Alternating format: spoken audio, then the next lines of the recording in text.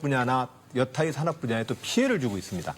우리는 국가 전체적으로 이익을 받던 이 부분에 대해서 다 산업 분야에 대한 지원으로 국가 재정을 혁신시켜내야 합니다. 저는 이미 충청남도에서 삼농 혁신을 통해서 농업 재정의 구조 혁신을 통해서 농가의 소득 보전을 위한 국가의 전폭적인 재정 지원을 강화해야 한다고 저는 중앙정부에 제안한 바 있습니다. 앞으로 FTA와 개방 통산 전략에 대한 이익을 전 국민이 나눌 수 있도록 할 것입니다. 네, 이재명 후보께서 질문해 주시기 바랍니다. 저도 비슷한 질문을 한번 드리겠습니다. 저는 농가는 그야말로 우리의 안보 전략 산업이다. 농업은 이렇게 생각해서 농민 기본소득으로 모든 농민 가구원들에게 100만 원씩의 기본소득을 지급해서 농가당 325만 원 정도 그리고 우리나라 전체로 3조 5천억 가량의 농민소득을 지급하려고 합니다. 우리 안 지사님께서도 농가 직접 보조금 제도를 검토하신 것으로 아는데 이게 지금 FTA 협정에 WTO 약정이냐면 직불금 2조 3천억으로 한정돼 있어서 지원할 방법이 없는데 지금 어떻게 지원하려고 합니까? 기본소득 말고. 예, 지금 현재 그 WTO에서 제안하고 있는 그 제한 액수는 각 정부의 재정이 농산물의 가격 보전 금액에 대해서는 그런 제한이 있습니다. 그러나 유럽이나 미국이나 일본에서 하는 것처럼 농산업의 자연 생태나 자원적 가치를 위한 공익적 직불에 대해서는 국제적으로 그건 다 통용되고 있습니다. 저는 이미 농업의 기존의 농가 직불금 형태를 가격 보조로부터 농업이 우리 전체에게 주고 있는 생태적인 이익과 가치를 고려해서 경관직불이라거나 생태직불 다양한 형태로 현재의 농가 지원과 농가 소득 보전을 강화해야 된다고 제안하고 있습니다. 네. 예, 그런 점에서 이미 다양한 형태의 지원금 형태로서 농가 소득 보전을 해줄 수 있습니다. 네, 문재인 후보께서 질문해 주시기 바랍니다. 예, 전 국민 안심영재 공약하셨죠. 10년 건속하면 1년간 유급 안식년을 준다는 것인데요. 근데 지금 현실을 보면 우리 노동자들 주어진 휴가조차 지금 제대로 사용하고 있지 못한 실정이지 않습니까? 그래서 너무 현실을 모르는 공약이다 이런 비판이 있고 또 한편으로는 10년 건속할 수 있는 사람이 얼마나 되겠습니까? 우선 뭐 600만 비정규직 또 640만 그 자영업자 다 제외되고 그 대상이 된다면 공무원과 대기업 정도 노동자들 뿐인데 그렇다면 일부 국민만 대상이 되는 그러면 어떤 게 아니냐 그런 비판이 있는데. 예, 문 후보님도 국민 안식제에 대해서는 아마 저는 동의하시리라고 생각을 합니다. 왜냐면 우리 노무현 정부 시절에 주 5일제 할 때도 똑같은 문제제기가 있었습니다. 대기업만 혜택 보는 거 아니냐, 공무원만 혜택 보는 거 아니냐. 그러나 우리 국민에게는 이제 삶과 휴식이 좀 필요합니다. 재충전이 필요합니다. 우리 문 후보님이 지적했던 것처럼 이 국민 안식제가 제도적으로 정착하기 위해선 많은 제도적 토론과 보완이 필요합니다. 그리고 그런 보완에 대해서는 우리가 앞으로도 충분히 제도 보완을 해낼 수 있다는 말씀 올립니다. 예를 들어서 비정규직이나 자영업자에 대해서는 국민 고용보험과 연계되어서 또 내지는 10년의 장기 근속을 못하는 근로자들에게는 그것에 대한 합산 지원을 우리는 해낼 수 있을 거라고 생각합니다. 우선 공공 분야에서부터 노사 합의를 통해서 국민 안식제를 추진하도록 하겠습니다. 네. 이번엔 최성 후보의 공약을 검증할 차례입니다. 질문 이재명 후보부터 질문 시작해 주시기 바랍니다. 지역경제 활성화라고 하는 건 매우 중요한 과제이고 또 골목상권 또 지방경제 살리기 정말 중요하지 않습니까? 우리 성남시에서는 청년배당을 지역화폐, 성남상품권으로 줬더니 골목경제가 살아나서 실제로 매출도 늘고 빈가게가 줄어들고 있습니다. 전국적으로 저희가 보면 충남에 1조 8천억, 대전, 충북에 한 1조 3천억, 세종에 2천억 정도의 지역화폐가 풀릴 수 있는데 이러면 지역경제가 살아날 거라고 보거든요. 혹시 우리 최 후보님 이런 지역경제 살리는 공약이 있으신지? 네, 계속 이야기했던 청년 배당을 통해서 지역경제 활성화를 도모하는 건 좋은 시도인데 어쨌든 국가경제를 운영할 때는 골목상권도 중요하지만 국가 전체의 파이를 키워야 된다. 저희 고양시의 입장도 그렇고 또 제가 후보로 나온 이후의 공약은 골목상권을 활성화시키기 위해서는 우선 대기업의 골목상권이라든가 중소기업을 이렇게 억압할 수 있는 이런 구조에 대한 중소기업 골목상권 보호법을 철저히 보장해야 된다고 보고요. 또 골목상권 활성화는 지역에 있는 대형 마트라든가 또 시, 민간이 활성화해서 단순히 청년 배당이라는 어떤 이런 일방적인 얼마간의 지원이 중요한 것이 아니라 국가가 지자체와 함께 법, 제도 그리고 정책으로 종합적인 대책을 세워야 된다 이렇게 생각합니다. 잘해야 된다 이 말이군요. 네. 문재인 후보께서 질문해 주시기 바랍니다. 예, 저는 김대중 그 노무현 정부 때가 지금 이명박 박근혜 정부 때보다 훨씬 안보에 유능했다 그렇게 생각합니다. 그때는 한반도가 평화로웠고 안전했지 않습니까? 우리 최 후보님은 김대중 대통령의 6.15 정상회담 그 담당하셨고 나는 노무현 대통령의 14정상회담 총관장 했거든요. 그런데 우리 최 후보님은 사드에 대해서 김대중식 일괄 타결해야 한다 이렇게 주장합니다. 네. 어떻게 일괄 타결을 하겠다는 것인지 방안 부탁합니다. 50초의 말씀을 드려야 되는데 그럼에도 불구하고 짧게 말씀 올리면 미국이 배치하려고 하는 사드는 결국은 북한 핵을 저지하기 위한 것인데 그런 면에서 사드는 분명히 한계가 있다. 그럼에도 불구하고 한미동맹이 중요하기 때문에 대통령이 되는 순간 바로 트럼프 미 대통령과 한미동맹과 관련해서 북핵 문제, 사드 문제를 일괄 타결하고 또 중국으로 건너가서 중국이 북핵 문제를 해결하는데 적극적인 노력을 요청하는 한편 일방적으로 한국에 대해서 무역 압박을 넣는 부분에서는 단호히 거부하고 문제 제기를 할 것입니다. 이러한 미국과 중국 간의 합의 속에서 북한의 김정은 위원장에게 핵을 포기하고 북핵 일괄 타결하면 대북 지원을 해주겠다는 메시지를 통해서 반드시 핵 폐기 그리고 사드 문제 일괄 타결하겠습니다. 네. 이번에는 안희정 후보께서 최성 후보께 질문해 주시기 바랍니다. 예, 연관되어서 같이 질문 여쭙겠습니다. 김대중식 포괄적 일괄 타결 주장과 관련되어서 또 대북 정책과 관련되어서 지금 현재 그 개성공단 같은 경우에도 박근혜 정부는 국제사회의 북핵 문제에 대한 제재에 동참하라는 압박 속에서 개성공단에 대해서 정말로 너무 졸속 결정을 해버렸습니다. 네. 그 바람에 개성공단의 많은 기업들이 피해를 봤습니다. 네. 대북 규류와 일괄 타결 어떻게 하시겠습니까? 네. 우선 개성공단 폐쇄 결정을 포함해서 대단히 중요한 한미관계, 남북관계의 주요 결정에 이번에 새 정부가 출범하면 막후에 보이지 않는 비선 실세, 최순실 이후의 판단이 있었는가에 대해서는 국정조사를 통해서 그 진상을 규명해야 된다고 보고요. 개성공단 폐쇄 결정은 박근혜 정부의 최악의 결정입니다. 그러나 안타깝게도 김정은 위원장의 여러 가지 모험주의적인 핵개발 정책에 대한 국민적 공감대가 형성되고 있지 못하기 때문에 사드 문제, 북핵 문제를 통해서 미국, 중국과의 일괄 타결을 이룩한 이후에 북한에 대해서 핵 폐기와 동시에 개성공단, 금강산 포함한 남북 교류협력 정책을 추진하고자 합니다. 그것이 DJ식 포괄적 일괄 타결 방안이고 그 역할을 저는 감히 할 수 있다고 자부합니다. 네, 이번에는 이재명 후보의 안보나 경제 분야 공약을 검증할 차례인데요. 문재인 후보께서 질문 시작해 주시기 바랍니다. 우리 이재명 후보님은 지금 법인세 최고 세율이 네. 22%인데 네. 그것을 한꺼번에 30%로 올리자, 한꺼번에 8%를 올리자고 네. 그렇게 공약을 합니다. 지금 OECD 법인세 최고 세율 평균이 22.8%거든요. 그것도 갈수록 자꾸 낮추는 그런 추세에 있는데 우리가 한꺼번에 OECD 평균보다 훨씬 높게 22%에서 8%로 올린다면 세수는 정대되겠지만 우리 기업들이 감당할 수 있을 것인가? 우리 경제를 어떻게 감당할 수 있을 네. 것인가? 예, 묻고 싶습니다. 일단 OECD라고 하는 게 주요국을 비교하면 25%가 넘습니다. 그중에 무슨 조그만 소국들 그런데 비교하면 안 되실 것 같고요. 저는 법인세를 전면적으로 올리자는 게 아니라 지금 지나치게 30대 재벌들이 770조나 유보금을 쌓고 계속 늘어가고 있으니 이 500억 이상의 영업이익을 내는 소수의 초대기업들만 8% 정도를 증세하면 15조 원 정도를 만들 수가 있습니다. 재벌 대기업들도 투자할 데가 없어가지고 쌓이다 보니까 결국 자기들도 구매처가 없어가지고 결국 산업이 내수가 침체되지 않습니까? 저는 이게 경제가 사는 길이라고 보는 거죠. 루즈벨트 존경하시잖아요. 루즈벨트가 했던 제일 큰 일이 독점 대기업에게 증세를 내서 복지와 일자리를 늘린 겁니다.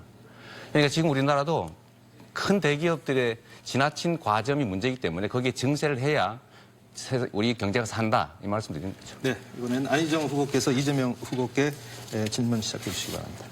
예, 이재명 후보님의 기본소득제에 대해서 또 네. 그러한 4차 산업혁명기의 그런 일자리 고갈에 대한 미래에 대한 대비책으로서 저는 일단은 네. 열린 마음으로 그 기본소득세 제안을 받아들입니다. 네. 다만 43조 원을 들여서 그 예산이면 연봉 4,300만 원을 받는 일자리 100만 개를 만들 수 있다는 주장도 있습니다. 그런 점에서 지금 시기상조 아니냐 이런 문제 지적에 대해서는 어떻게 생각하십니까?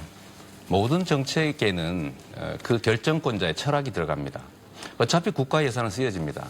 15조 원의 국토보유세는 그야말로 기본소득 자체를 목적으로 하니까 증세라고 보기 어렵죠. 다 받아서 100% 돌려주니까. 국가 예산 400조 중에서 28조 원을 기본소득으로 쓸 것이냐 아니면 다른 용도로 쓸 거냐는 결국 정책 결정권자의 권한, 철학이 문제 아닙니까? 그런데 지금 현재 쓰여지는 방식보다는 이 예산들을 좀 조정을 해서 농어민들에게 농업 보조해주고 장애인 지원해주고 노인들 10만 원씩 더 드리고 100만 원씩 더 드리고 청년, 아동, 학생 더 지원해주면 이게 여러 가지 복합 효과가 있다는 거죠. 그냥 지원해주는 게 아니라 그게 지역화표로 지급되니까 해당 지역이 삽니다. 지방이 삽니다. 골목이 삽니다. 경제 활성화의 마중물 역할을 하게 되는 거죠. 이런 복합적 효과가 있기 때문에 저는 이게 최우선 순위가 될 수 있다고 생각합니다. 네, 최성 후보께서 질문 시작합니다. 네, 우리 이재명 후보님은 제가 질문할 때마다 언론 자료를 좀 봐라. 나는 네, 그런 적 네. 없다 하시는데 지금 이렇게 이재명 후보님이 언론에 쓰신 또 트위터에 쓰신 내용을 토대로 해서 말씀을 드리면 주한미군 철수도 각오해야 된다. 네. 사드 배치는 절대 반대한다. 이런 이유로 이 대통령이 우리 이재명 후보가 되셨을 때 네. 과연 한미동맹 그리고 여러 가지 미국의 무역 보복 또 환율 조작국 네. 제정 이렇게 됐을 경우 과연 이 한반도 안보 상황, 국가 부도 위기, 미국에 대한 압박 어떻게 극복하실 겁니까? 대한민국은 강대국 사이에 끼어 있는 약소국입니다. 이 약소국의 그 외교의 제일 원칙은 자주적 균형 외교, 그것도 국익 중심의 자주적 균형 외교여야 합니다. 특정 강대국에 우리가 종속적으로 태도를 취하게 되면 상대 강대국에게 제재를 당하게 돼 있습니다. 균형을 잘 잡아야 되는 거죠. 미국이 부당한 요구를 한다면 우리 문재인 후보님 말씀하시는 것처럼 노 할 수 있어야 합니다. 나중에 바꾸시는지 모르겠는데. 노라고 하지 않고 강대국이 요구한다고 다 받아들이면 여기 뺏기고 저기 뺏기고 여기 눌리고 저기 눌리고 해서 이 국가가 살아남을 수가 없습니다. 그렇기 때문에 이 사드는 명확하게 제 입장에서는 안보에 도움이 안 되고 미국의 군사적 이익만을 위해서 대한민국이 희생되는 것이기 때문에 반대해야 되고 주한미군 주둔비를 전 세계에서 대한민국이 제일 많이 내고 있는데 일본은 50%, 한국은 77% 아닙니까? 더블로 내라고 하니까 그렇다면 철수 못할 거다. 네, 철수 각오하고라도 우리가 비용을 줄여야 된다. 이 말씀을 드린 네, 거예요. 시간이 다 됐습니다. 이번에는 문재인 후보의 안보나 경제 분야의 공약을 검증할 차례인데요. 안희정 후보께서 질문 시작해 주시기 바랍니다. 예, 제가 지난번에 이제 거점 국공립대학을 우선으로 해서 카이스트급의 국공립대학의 지역 육성 전략을 좀 펴겠다. 그렇게 말씀을 드렸더니 당론하고도 좀 배치된다고 말씀을 하셨습니다. 근데 사실은 당론의 취지와 방향과 이렇게 배치되는 주장은 저는 아니라고 생각을 합니다. 주요 사립대에 대한 또한 지원도 저는 현재의 지원을 좀 더 현실화시켜서 사립대에 대한 지원도 또 함께 강화하겠다고 말씀드린 바 있습니다. 대학 등록금을 획기적으로 좀 인하시키겠다고 하셨는데 문 후보님의 이 획기적 이 인하 방향은 무엇인지 좀 여쭙습니다.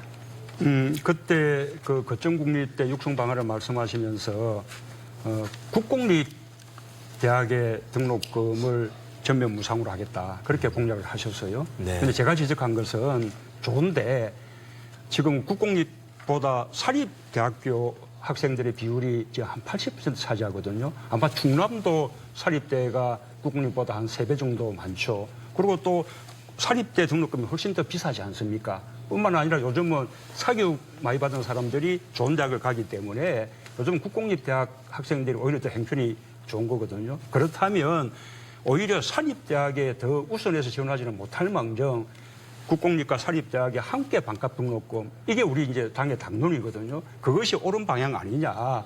국공립부터 먼저 무상으로 한다는 것은 우리 당론 방향하고 다른 것 같다. 그렇게 지적한 것이죠. 네, 알겠습니다. 최성 후보께서 문재인 후보께 질문. 네, 최고의 일자리가 최고의 복지고 민생 경제라고 생각을 합니다. 특히 대전 또 충남에는 많은 어르신들이 계십니다. 저희 고양시는 그동안에 어르신 일자리 창출과 관련해서 전국에 이 가장 최고의 평가를 받은 바 있습니다.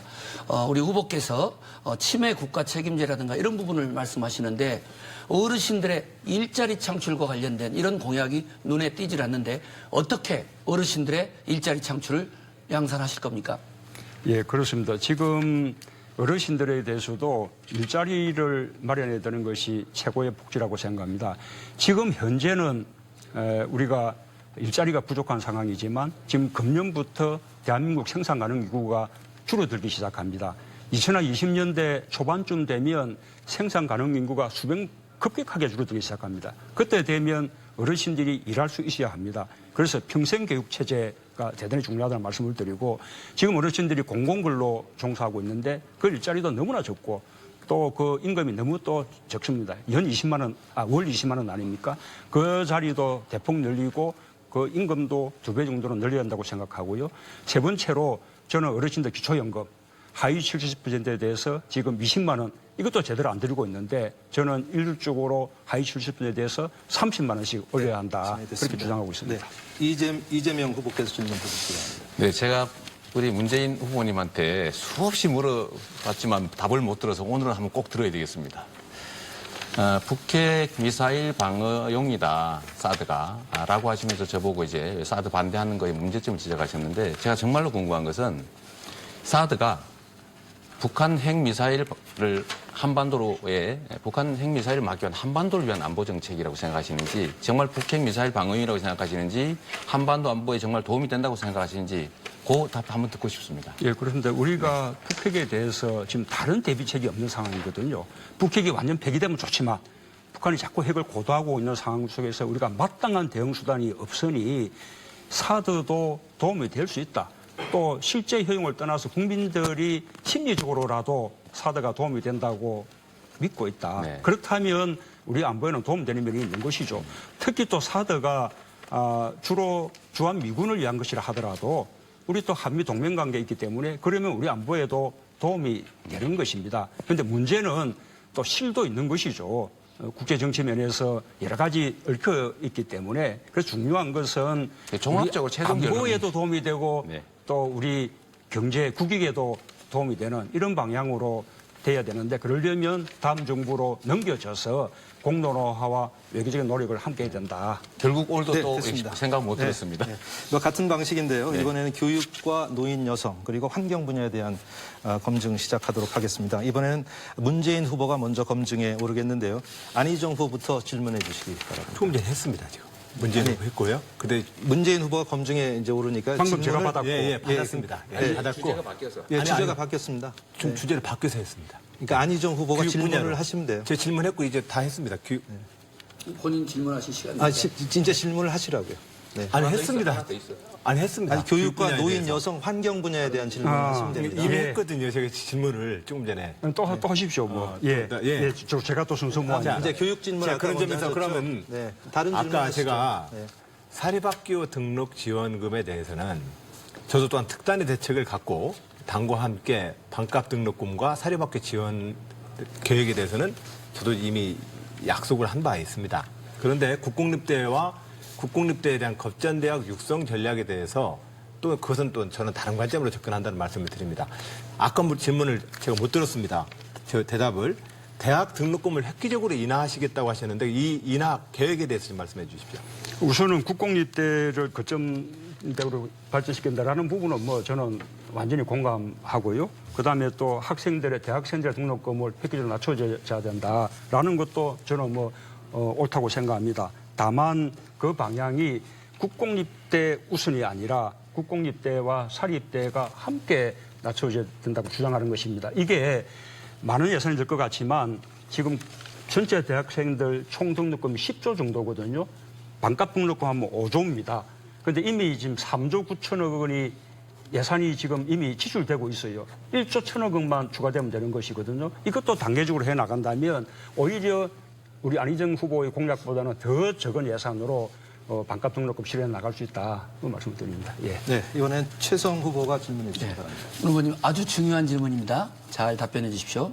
문 후보님 공약을 보면 병역 면탈, 부동산 투기, 위장 전입, 세금 탈루, 논문 표절 등 5대 비리 관련자는 고위공직자에서 원천 배제했다고 공약하셨습니다.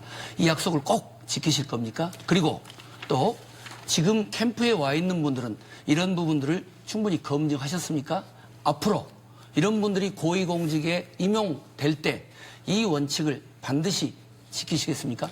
그렇습니다. 우리가 이명박 박근혜 정부에서 장관 인사청문회 할 때마다 늘 봐왔던 거 아닙니까? 방금 말씀하신 병력 멘탈, 위장 전입, 부동산 투기, 세금 탈루, 논문 표절 뭐 한두 개씩은 갖고 있어야 마치 장관 자격이 있는 것처럼 그렇게 되지 않았습니까? 이제 바꿔야 됩니다. 그런 분들은 고위공직자에서는 원천적으로 배제해야 되는 것이죠.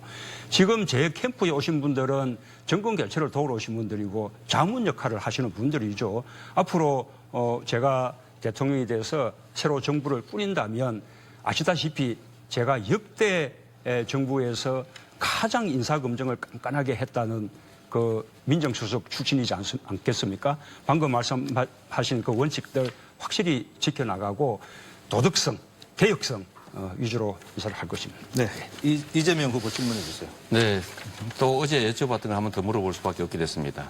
어제 아동수당을 여전히 설계 중이라고 하셨는데요. 여기 보시면 이렇게 발표하셨어요. 아마 후보님은 발표한 줄 모르신 것 같습니다. 이게 무슨 뜻이냐면 제가 질문 마저 하겠습니다. 결국은 후보와 캠프가 따로 가고 있다라는 증거인데요. 또 하나 있습니다. 전체 노인 70%에게만 지급하냐, 80% 지급하냐. 80% 지급한다고 발표되어 있습니다. 이런 것들을 보면 그냥 말 바꾸기 수준이 아니라 정책을 막 바꾼다. 정해진 게 없다. 네, 시간이. 뭐 이런 생각이 드는데 한번 해명 좀 부탁드립니다. 우리 그 이재명 후보님 정책을 발표했냐 안 했냐는 제 말을 좀 믿어주십시오. 신문에 났습니다. 신문에. 우선 그래 제가 아니라면 아닌가 보다라고 좀 생각해 주실 바라는데 우선은 네. 제가 발표한 적이 없고 우리 캠프에서 정책 발표를 한 적이 없습니다. 국민성장 그 연구소에 몸을 담고 계신 분이 토론회에서 주장하신 바가 있죠. 그런 부분을 언론이 마치 우리 캠프의 입장처럼 그렇게 이제 보도를 한 것입니다. 그렇게 설명드리면 이거 들어야지 뭐 몇 번씩 되풀이 합니까? 아동수당은 도입한다. 라는 원칙은 이미 제가 밝혔습니다. 그러나 아동수당 금액을 얼마로 할 것이며 또 기존의 보육수당과 가정자동수당 이것을 어떻게 함께 설계할 것이냐라는 부분은 아직까지 우리가 정리되지 않아서 발표하지 않은 상태다라는 말씀드리고 기초연금도 하위 70% 그것은 제가 분명히 밝힌 바가 있습니다. 네, 확인해 보시기 바랍니다. 네. 네, 이번에는 안희정 후보 공약 검증 순서인데요. 최성 후보부터 질문해 주시기 바랍니다. 그렇습니까? 안희정 후보님께서는 문재인 후보님의 인재 영입에 대해서 이 오물투성이다 등등의 강도 높은 비난을 그쪽 캠프에서 해오셨습니다. 검증된 개혁 인사를 영입해야 된다는 데는 동의를 합니다. 그렇다면 자유한국당과의 연정이나 연립정부를 수립할 경우는 이 자유한국당 내에 오물투성이 이상의 정말 범법 비리 이런 연루자들이 많을 텐데 안희정 후보께서 대통령이 되시면 아까 말씀했던 그런 5대 범법 중대 범죄자들에 대해서는 공직에 임명하지 않을 그런 공약이 있으신지 묻고 싶습니다. 우선은 이게 시간 잘 검증 지키시기 질문이 제 공약 중에서 교육, 노인, 여성, 환경 분야를 가지고 지금 검증 질문을 하자고 했던 거 아닙니까? 이 내용은 아이들의 교육이라든가 이런 부분에서 너무 중요하기 때문에 네, 포함시키는 겁니다. 답변했습니다. 예. 제가 대연정을 하고 의회와 협치를 하자고 했던 것들은 국가개혁과제를 놓고 우리가 함께 힘을 모으자는 얘기입니다. 언제까지 우리가 상대를 적으로 돌려서 이런 형태의 정쟁을 계속 반복해야 되겠습니까? 우리는 이제 대화 타협의 민주주의 시대로 넘어가야 합니다. 잘못을 범한 사람들은 법에 의해서 처벌받을 것입니다. 그러나 우리는 의회와 대통령이 새로운 형태로 협치의 모델을 만들어서 새로운 대한민국을 향해서 나아가자는 제안이 저의 대연정 제안입니다. 네, 이번에 이재명 후보 질문해 주세요. 네. 우리 4차 산업혁명 시대를 또 대비하기 위해서도 그렇고 현대 산업사회가 요구하는 인재를 양성하기 위해서도 이제 초중고 과정의 소위 공교육이 소위 창의적인 인재를 양성하는 내용으로 좀 많이 바뀔 필요가 있는 것 같습니다. 우리 성남시에서는 연간 200억 정도를 들여서 시설 지원 뭐 이런 것 말고 예를 들면 토론 수업 지원이라든지 체험 학습 지원 등등을 하고 있습니다. 공약에 보니까 방과 후 학교 특수학교 지원 뭐 이런 거 하겠다라는 것도 있으시던데 충남에서는 어떤 지원 사업을 했는지 또 앞으로 어떤 걸 하고 싶으신지 알고 싶습니다. 예, 우선 공교육이 말씀처럼 인성교육 중심으로 가야 합니다. 이 인성교육에서 가장 핵심은 학교의 자율성이라고 저는 생각을 합니다. 학교장님을 중심으로 하는 학교의 자치, 그리고 지역별 교육의 자치의 정신을 드높인다면 다양한 형태의 공교육의 혁신 사례들이 만들어질 것이라 생각을 합니다.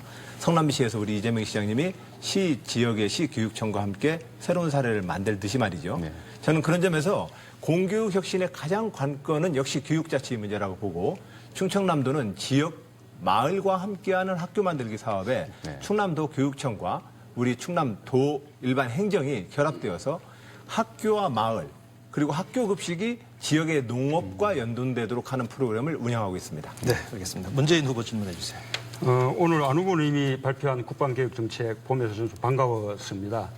이등병 그 병사들의 그 급여를 30만 원 네네. 이상 올리겠다 이렇게 말씀하셨던데 저는 이미 우리 사병들의 그 급여를 최저임금의 50% 수준까지 올려야 되는데 한꺼번에는 어려우니 30%, 40%, 50% 이렇게 단계적으로 올려야 한다고 공약한 바가 있습니다. 그러면 우리 그 사병들은 제대하면서 그 돈을 모아서 학교 등록금으로도 사용할 수 네, 있고 시간을 좀 잘 지켜주시기 있는데, 바랍니다. 네. 최저임금하고 연동시키는 것이 오히려 합리적이지 않겠습니까? 네.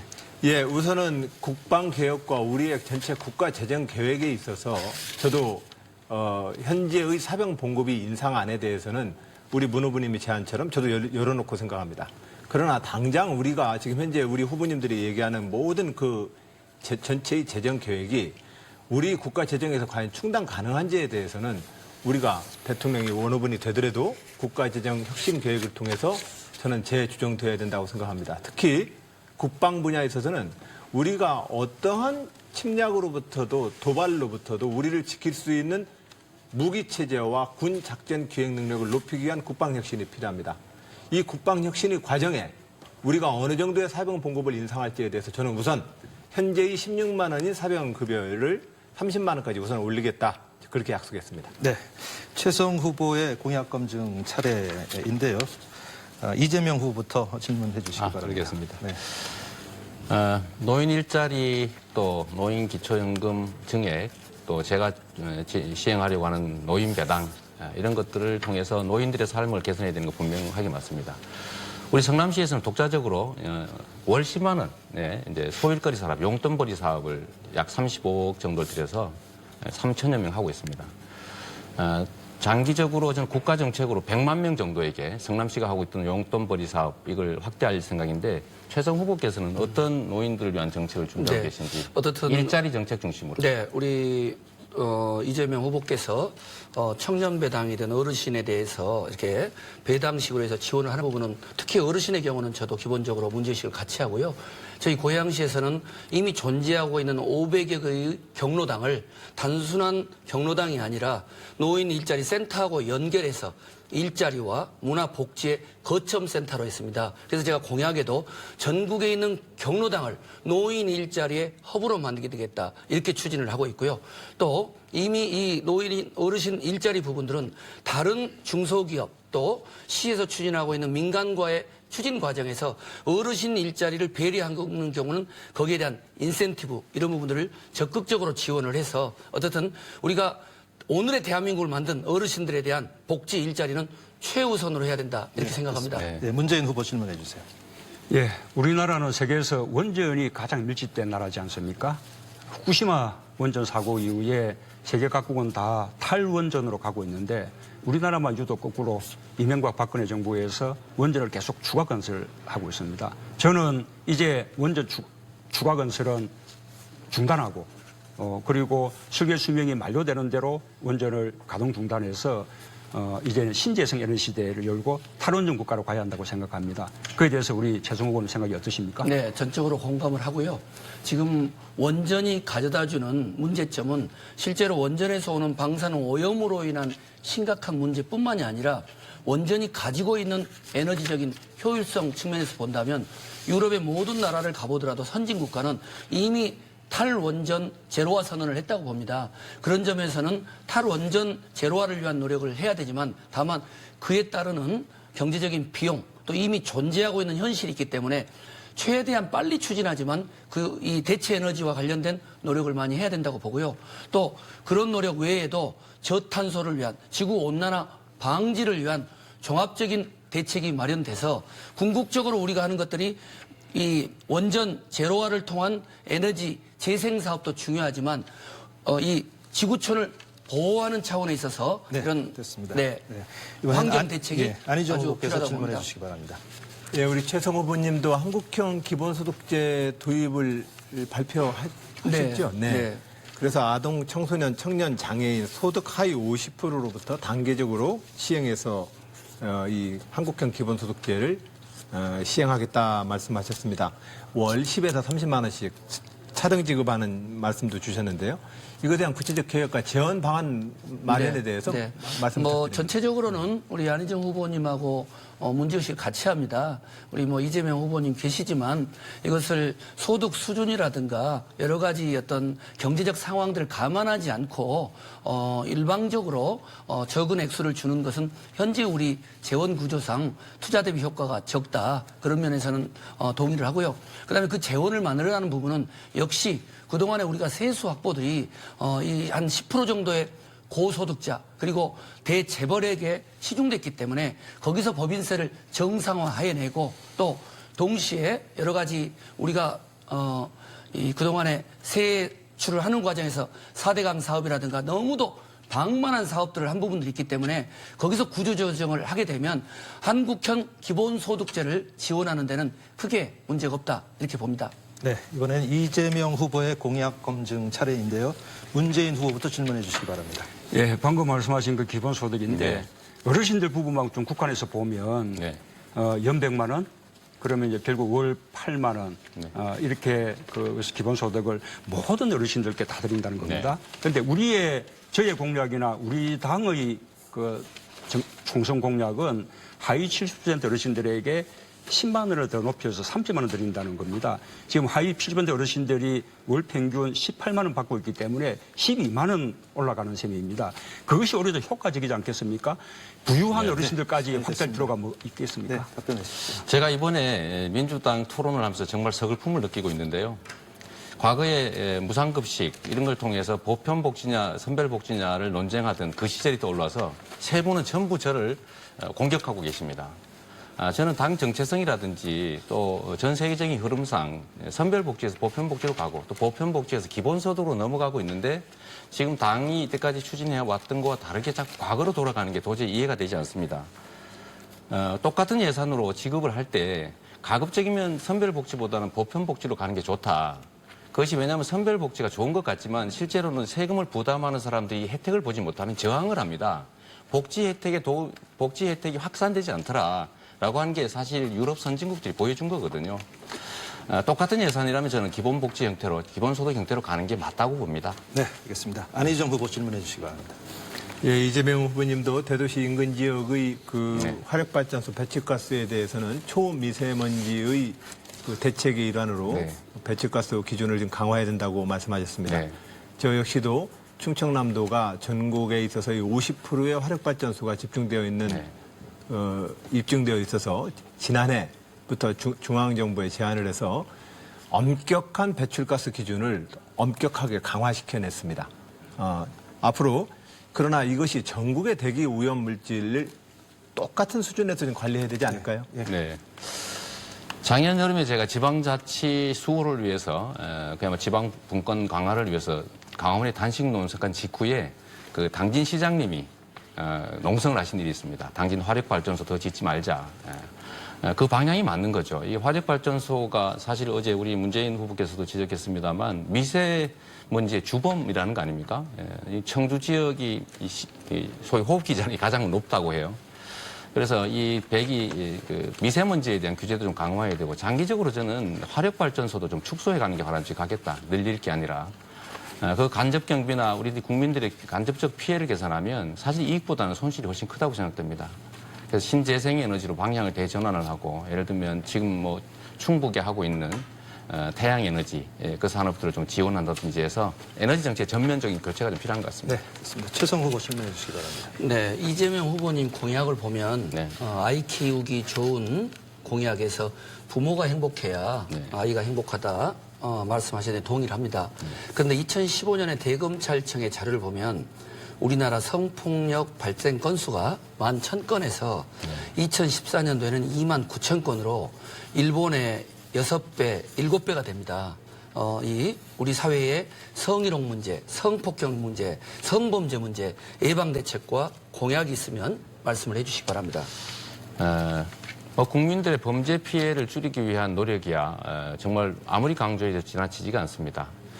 결국 치안 인력의 문제인데 저는 그래서 경찰 인력을 좀 늘려야 된다라고 주장하는 겁니다. 우리 공공 일자리 늘릴 때 중요한 부분이 소방 안전, 소방관들이죠. 또 경찰관 이런 쪽 인력을 좀 늘릴 필요가 있다는 것을 그래서 말씀드리고 두 번째는 현장에 이제 경찰들이 좀 이렇게 실질적인 시민 안전 보안 활동 하지 못합니다. 그래서 우리 성남시에서 했던 사업 하나가 시민 순찰대라고 해서 해당 지역에 한 개 동당 약 16명 정도가 실질적으로 순찰을 하게 만들었습니다. 범죄가 아주 획기적으로 줄어들었죠. 또 귀가 도우미 이런 것들을 해주니까 여성들도 안전하게 느끼고 안타깝게 새누리당의 반대로 폐지되긴 했습니다만 이런 실질적인 인력 증원이나 현장에 좀 부합하는 정책이 필요하다 생각합니다. 예. 이번에 지역 현안과 관련된 공통 질문을 드리도록 하겠습니다. 최근 대전 원자력연구원에서 방사선 폐기물을 무단 폐기한 그런 사실이 드러나 큰 충격을 주었는데요. 주민들이 불안한 것은 뭐 말할 것도 없고 대전은 원자력 관련 시설은 있지만 안전을 담보할 제도적 뒷받침이 전혀 없습니다. 어떤 해결책을 갖고 계신지 말씀해 주시면 좋겠는데요. 먼저 이재명 후보부터 답변해 주시기 바랍니다. 네. 시간은 40초입니다. 네. 대전 원자력 연구원의 이 불법적인 폐기물 처리 문제는 뭐 저도 신문을 통해서 많이 봤고 또 공개적으로 제 입장을 내기도 했습니다. 있을 수 없는 일이죠. 우리나라의 원자력 소위 마피아들이 저지르고 있는 온갖 폐해 중에 하나라고 생각됩니다. 당연히 엄벌해야 되고 재발하지 않게 해야 되고 실질적으로 진상조사 정부 차원에서 해서 다시는 이런 일이 생기지 않게 했으면 좋겠습니다. 제가 여기 관련해서 하나 좀 말씀드리고 싶은데요. 문재인 후보님 탈원전 공약하시면서 그 원전 확대를 주장하는 분을 영입을 하셨어요. 김진우 교수라고 아시죠? 이분이 정책공간 국민성장의 경제분과의 에너지팀장인데 네, 이분이 원전 확대 정책을 됐습니다. 하니까 예. 기회 되면 한번 해명 한번 해주시죠. 문재인 후보 답변해 주시기 바랍니다. 그 답변은 뭐 할 처지는 아니고요. 방금 주제에 집중하면 네네. 이 대전의 그 방패물 문제는 그 원자력 연구원의 그 불법 처리 문제뿐만 아니라 외부에서 사용 후 핵연료, 그러니까 고준위 방패물이 다량으로 대전으로 반입이 됐거든요. 그리고 또 대전에서 보관하고 있는 지금 중저준위 방패물도 지금 경주 방패장보다 5배에 달합니다. 그래서 우선은 제가 집권하면 이 대전 지역에 보관된 방패물들을 즉각 방출하고 그에 대한 예산을 배정하겠습니다. 둘째로 대전 시민들이 이 사실을 알아야 됩니다. 이 정보를 투명하게 공개해야 합니다. 예, 시간이 제가 다 됐습니다. 권수택 시장과 협력해서 네, 알겠습니다. 해결하겠습니다. 다음엔 안희정 후보 답변해 주시기 바랍니다. 예, 지난 30년간 21회에 걸쳐서 폐연료봉 1699개가 원자력 연구원에 반입되었습니다. 원자력 연구원에 가까운 1km 거리에는 우리 주거 밀집 지역입니다. 바로 이런 문제 때문에 사실은 시민들의 분노는 정당했다고 생각합니다. 그리고 정부는 여기에 대해서 불신을 얻게 되었습니다. 첫 번째, 모든 불신의 원인은 정보 공개를 해야 합니다. 공개 행정을 통해서 이 불신을 근본적으로 해결하도록 하겠습니다. 또한 제3자 검증이나 외부 전문가에 의한 안전 검증을 선행시켜서 현재 원자력 연구원에서 진행되는 파이로 프로세싱 실험이 시간이 다 됐습니다. 예. 최성 후보 답변해 주시기 바랍니다. 이 사태가 발생했을 때 제가 가장 먼저 가장 강도 높게 성명을 발표했습니다. 그 내용을 말씀을 드리면 우선은 방사성 폐기물을 반입한 것도 기가 막히지만 경찰의 호송이나 예비 차량도 없었다. 이건 심각하고요. 두 번째로는 원자력 연구원이 이렇게 테러 위협을 예방해야 되는데 이렇게 위험천만한 행동을 한 것은 정말 대국민 테러에 가까운 만큼 심각한 상황이다. 따라서 이 문제에 대해서는 근본적인 실태조사 그리고 근본 대책 마련 나아가서는 전반적인 원자력 연구나 또는 방사성 폐기물 시설에 대해서 당장 정부와 국회가 진상조사를 하고 근본 대책을 마련해야 된다. 이렇게 봅니다. 예, 이제 공통 질문을 여기서 마치겠습니다. 이번에는 세종시 현안에 대해서 자유토론 방식의 토론을 진행하도록 하겠습니다. 올해는 행정중심 복합도시가 착공된 지 10년, 또 세종시가 출범한 지 5년째 되는 그런 해입니다. 아시는 것처럼 지금 세종시는 반쪽짜리 행정도시에 머물러 있습니다. 선거 때마다 세종시를 행정수도로 완성하겠다는 공약이 많이 나왔지만 사실 실현되지는 못하고 있는 실정인데요. 세종시의 행정수도론과 같은 그런 입장에 대해서 어떤 입장을 갖고 계시고 또 실현 계획은 어떤 실현 계획을 갖고 계신지 자유토론을 해주시기 바랍니다. 시간은 15분입니다. 발언 순서는 정해져 있지 않으니까요. 시작해 주시기 바랍니다. 먼저 먼저 하시죠. 네. 지금 대한민국의 발전을 위해서는 과도한 서울공화국 중심의 수도권 발전을 최소화하고 대전, 충남, 자치권의 발전을 위해서 노력해야 된다고 봅니다. 그런 점에서는 세종시를 중심으로 하는 행정수도가 그 대안이 될 수 있다고 봅니다. 왜냐? 세종시를 중심으로 해서 행정수도로 발전을 시키게 되면 수도권의 과도한 규제를 완화시킬 수가 있습니다. 그래서 그 규제에 묶여있는 여러 수도권의 발전을 할 수가 있고 또 이 세종시가 충남, 충북을 아우러내는 전국 지방자치 개헌의 중심적인 허브 역할을 할 수 있다고 봅니다. 그래서 잠깐 항상 준비했던 또 판넬을 준비하고 이 판넬이 있으면 또 다른 후보님들도 토론에 도움이 될 것 같습니다. 우선은 세종시를 명백히 행정수도로 하는 개헌을 추진해야 되는 거고요. 그리고 청와대, 그다음에 국회, 또 총리실이 이 세종시로 이전해 와야 된다고 봅니다. 그 외에 여러 가지 서울로부터 세종을 잇는 SOC 건설이 집중적으로 추진이 돼야 된다고 봅니다. 따라서 이제 우리가 세종시와 관련된 KTX 역사 문제도 모든 걸 세종시로만 집중하면 문제가 있고 세종시를 행정수도로 하면서도 집중을 하되 대전, 충남, 충북이 함께 발전할 수 있는 다른 지방자치도시들도 발전하면서 동시에 서울을 포함한 수도권도 규제로부터 자유로울 수 있는 이런 상생의 해법을 마련해야 된다. 저는 이렇게 생각하고 있습니다. 제가 먼저 할까요? 먼저 하시죠. 네. 네. 우리 행정수도 이전과 관련해서는 참여정부 때 많은 분들이 노력했습니다만 관습헌법이라고 하는 해괴한 논리 때문에 결국은 좌절됐습니다. 제가 직업이 변호사이기도 한데 관습헌법 얘기는 그때 헌재 판결문 보고 처음 알았습니다. 헌법에도 관습헌법이 있을 수 있구나. 잘못된 거였죠. 그때 당시에 그 헌재에 그 잘못된 결정이 없었다면 행정수도는 옮겼을 것이고 그 국토균형발전이라고 하는 것은 현실적인 첫 발자국을 띄웠을 것 같은데 참으로 안타깝습니다.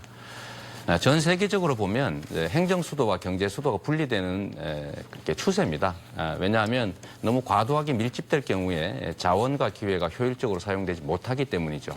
국토균형발전 또 수도권과 지방의 균형발전은 우리 대한민국의 중요한 과제인데 그중에서 행정수도 이전은 그야말로 국토균형발전을 위한 핵심적인 과제여서 꼭 됐으면 좋겠고 구체적인 방법으로는 저는 이제 일단은 청와대나 국회 분원 정도를 먼저 설치해서 실질적으로 정부 기능을 모아나가고 개헌을 통해서 수도를 명시한 다음에 아예 청와대와 국가기관 전부를 통째로 장기적으로 이전해 오는 게 좋겠다는 생각이 듭니다.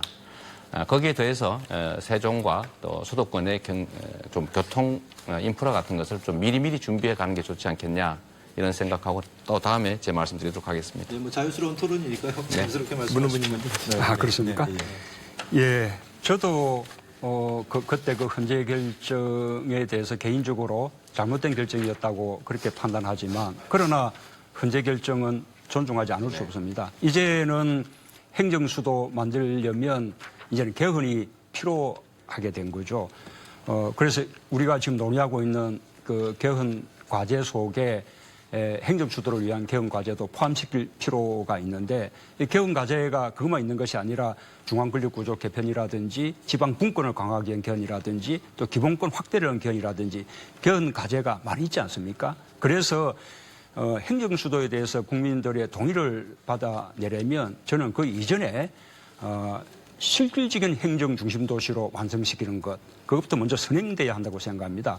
행자부, 미래창조과학부 마저 세종시로 이전시키고 국회부는 설치하고 대통령도 세종시로 내려가서 장관들 만나고 또 공무원들 만나고 업무 보고도 받고 이런 식으로 세종시의 행정 중심 기능을 자꾸 높여가다 보면 이제는 행정 수도에 대한 국민들의 동의가 모아지지 않을까 그렇게 기대하고 또 그런 방향으로 노력해내야 우리가 행정 수도를 완성할 수 있다 그렇게 생각합니다. 예. 새 후보님 말씀 들으니까 잘 될 것 같습니다.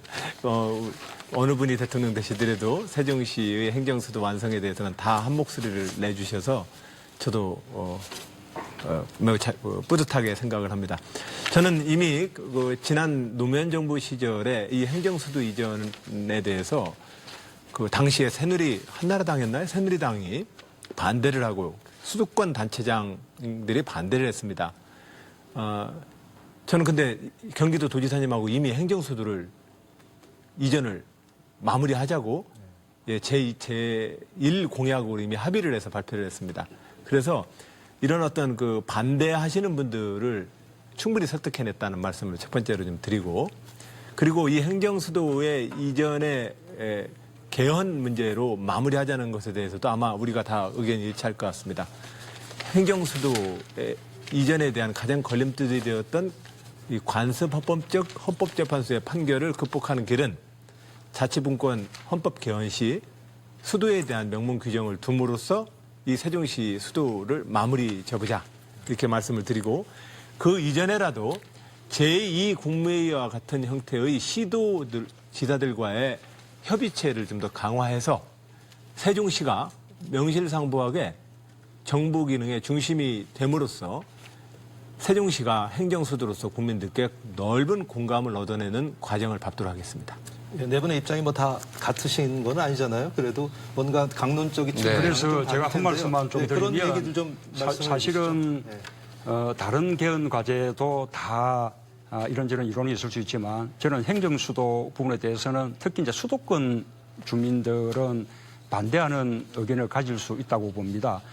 그분들의 의견들도 우리가 존중해야 되죠. 그래서 이제 수도권 주민들을 제대로 이제 설득해서 동의를 받아내는 그런 노력이 필요하다고 보고, 또 그렇게 하려면 우리 또 두 분은 수도권의 단체장들이시니까 수도권 주민들을 설득하는 노력을 좀 더해 주십사는 말씀을 드리고, 첫째는 수도권도 이제는 과밀히 바람직하지 않다.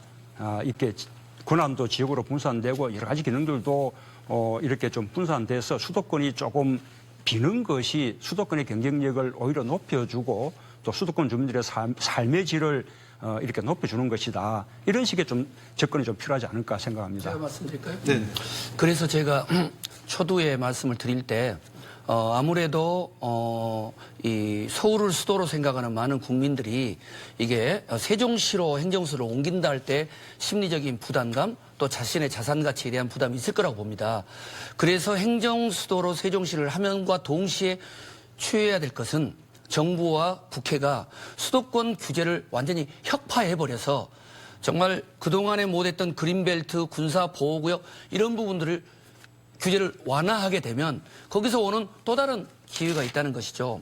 저는 우리 안희정 지사님이 또 여기 홈그라운드시고 또 충남에서 여러 가지 세종시 관련된 부분이 있는데 지난번에 토론회 때 충북 토론회 때도 했는데 저는 좀 이렇게 질문을 드리고 싶은 게 이 세종시에 KTX 역사가 들어오는 문제에 관련해 가지고 아무래도 이 현지에 있는 유력도 정치인들이 제안을 하고 하니까 이렇게 뭐 경제 논리로 풀어야 된다. 뭐 정치 논리는 배제해야 된다 하는데 저는 아무튼 우리 안희정 후보님 이야기를 들으면 잘 무슨 말씀인지 모르겠어요.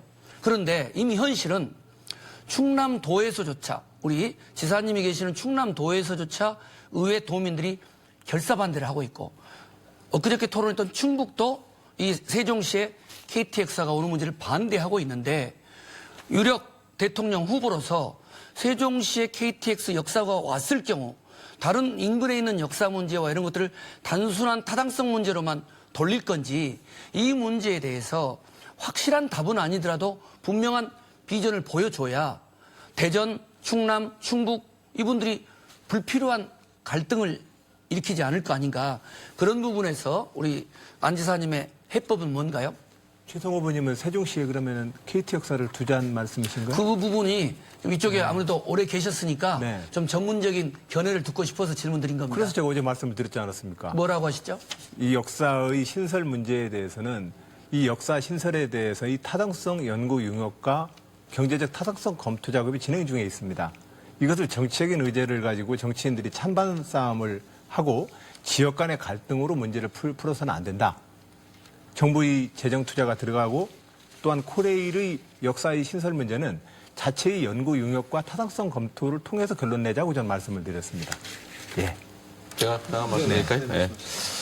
우리 최성 후보께서 수도권 규제를 좀 완화해야 된다. 그린벨트도 풀고 각종 규제를 완화해야 된다. 이런 말씀하시는데 저는 이제 수도권 규제 완화는 저는 기본적으로 지금 현재 상태는 옳지 않다고 생각합니다.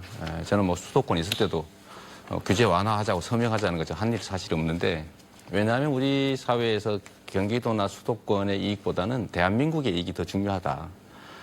국토 균형 발전이라고 하는 게 지금 실제로 배제되다 보니까 너무 사실 수도권도 일국화되고 그래서 뭐 토지 자원이든 모든 기회들이 제대로 효율을 발휘하지 못하고 그러다 보니 결국은 다 수도권으로 몰려가서 비효율이 이제는 뭐 극대화되는 상황이 된 것 같습니다.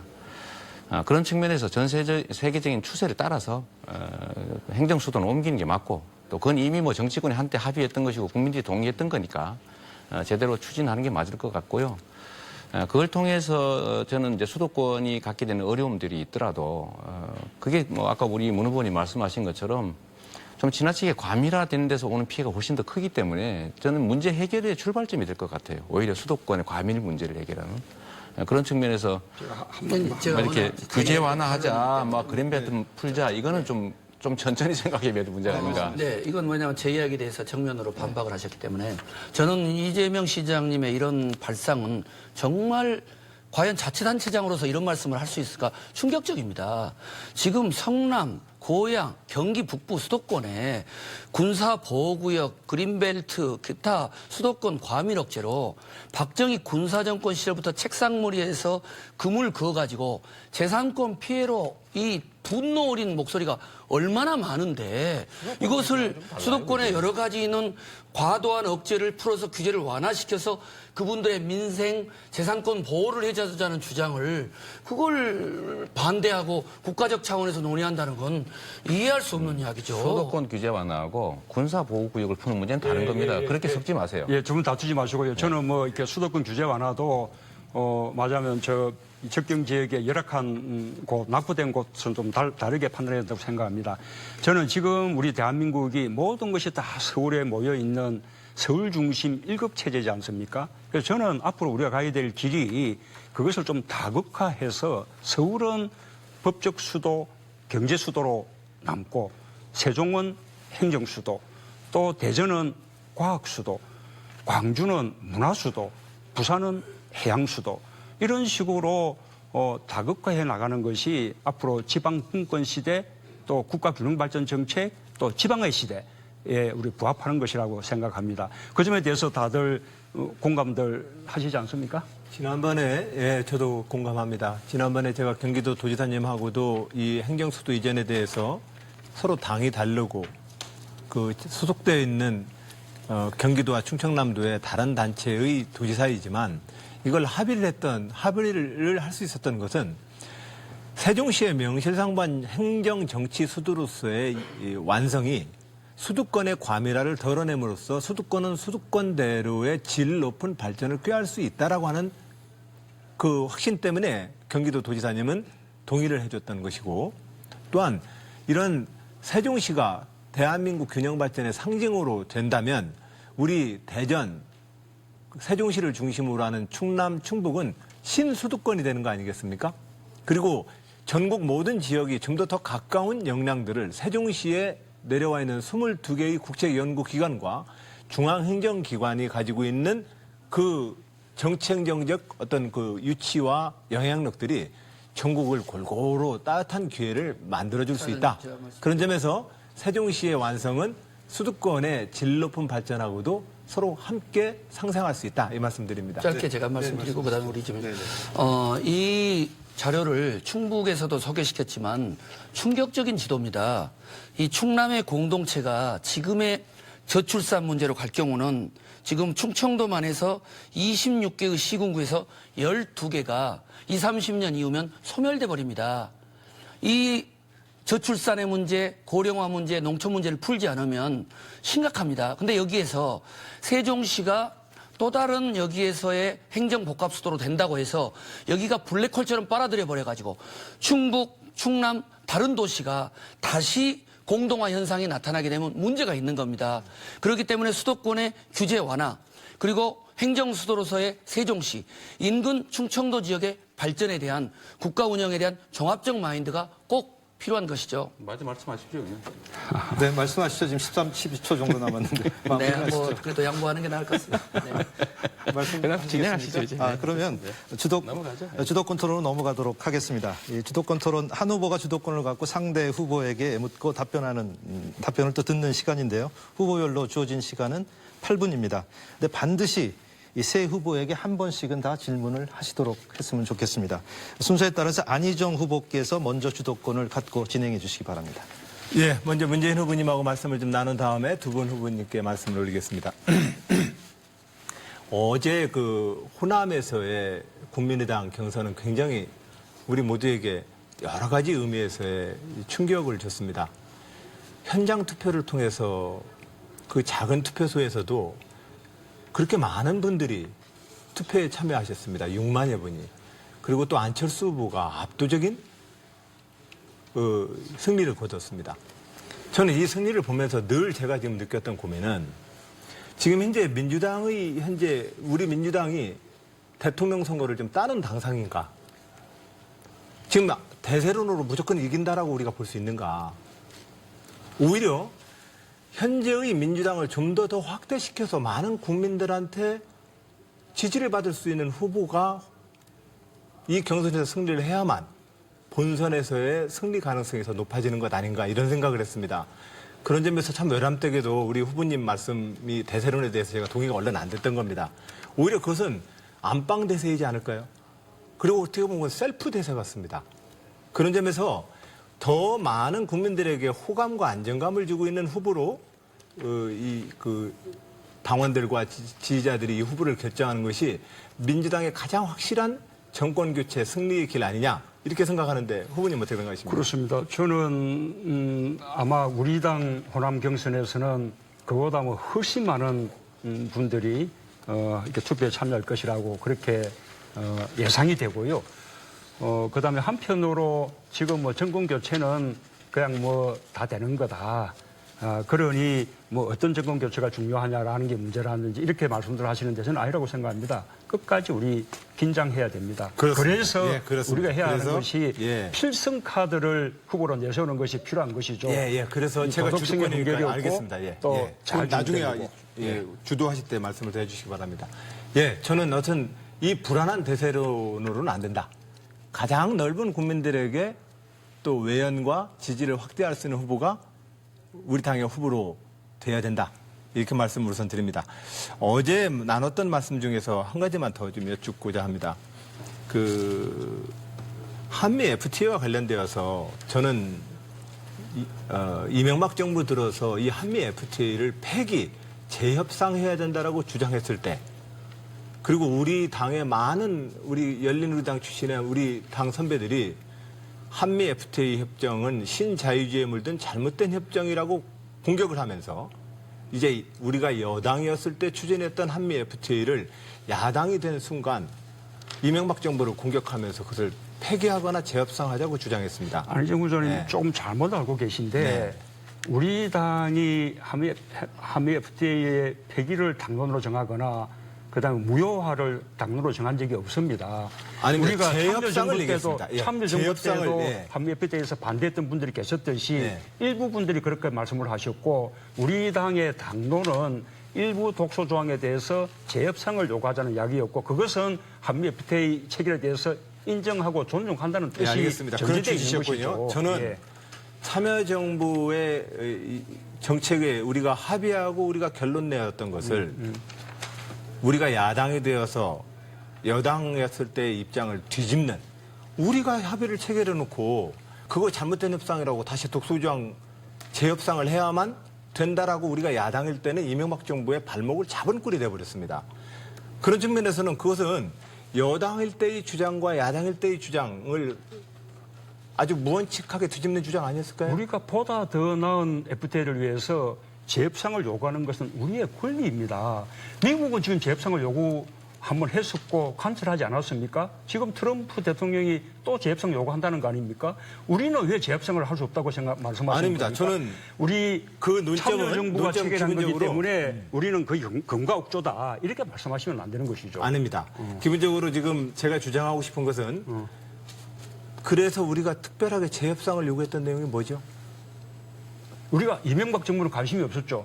예, 우리가 재협상을 주장했던 우리가 내용이 요구하는 뭡니까? 것은 예. 독소 조항이라는 예, 몇 가지를 예. 재협상 요구했던 것인데 ISD를 포함해서 몇 가지 그렇습니다. 조항이었죠. 그러나 그렇습니다. 그 조항이 이명박 정부는 그에 대한 예. 관심이 전혀 없었죠. 그 조항이 실질적으로 한미 FTA를 체결했던 우리 노무현 정부 시절에 우리가 그것에 대해서 고려하지 않았을까요? 그거하고 무슨 상관입니까? 다 검토했기 때문에 뭐 더 이상 말하지 말라. 제가 볼 그게 때는- 되겠습니까? 제가 볼 때는 국민들이 이 문제에 불안해하면 대해서는 재협상을 요구할 수 있는 거죠.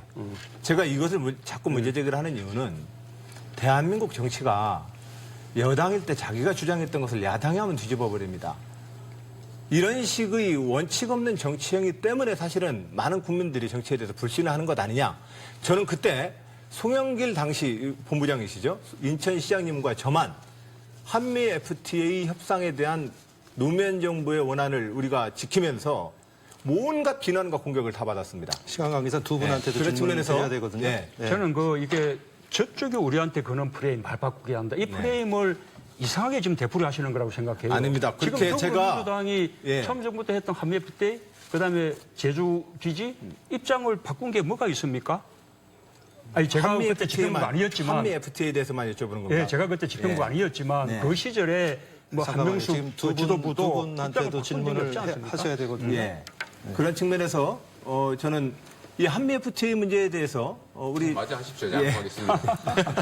최성 후보님, 이 한미 FTA에 대한 노무현 정부의 협상과 이명박 정부의 재협상 당시 우리 당의 입장이 좀 바뀌었다고 저는 생각을 근데 하는데 이제 어떻게 우리- 생각하십니까? 네, 우리 이제 안희정 후보께서 당이 바뀌었는데 이렇게 존중해야 되지 않느냐는 것은 박근혜 정부에서 했던 한일 위안부 협상 망국적이고 굴욕적이니까 그 폐기해야 되는 것이고요. 한미 FTA 경우도 판단해 준 거를 우리 국민들에게 얼마나 국익에 도움이 됐느냐, 우리 충북 도민과 대한민국에 있는 농촌 예, 농어민에게 예. 어땠느냐에서 네, 본다면 네. 이것은 대단히 큰 국가적 손실이 왔기 때문에 네. 재검토를 해야 되는 거고, 또 트럼프 미 대통령이 재협상 하자는 거 아닙니까? 그런데 박근혜 정부에서 이명박 정부에서 했으니까 우리는 안 하겠다. 이거야말로 정말 충북 도민, 농어민, 대한민국 국민들을 권익을 무시하는 것이죠. 예. 판단해 준 거는 알겠습니다. 우리의 국익에 따라야 된다는 예, 것이죠. 예, 예. 저는 이 주제에 대해서는 이렇게 생각합니다. 그래서 우리가 재협상을 통해서 구체적으로 뭘 재협상했습니까? 실질적으로 재협상하는 게 없습니다. 오히려 우리가 지금 바꾼 것은 정치적 태도만을 뒤바꿨을 뿐입니다. 그래서 지금 현재 문재인 후보님만 하더라도 사실은 다양한 그 인터뷰 과정에서 문재인 후보님이 한미 FTA 문제에 대해서는 다양한 의견들을 서로 상반된 주장을 하셨습니다.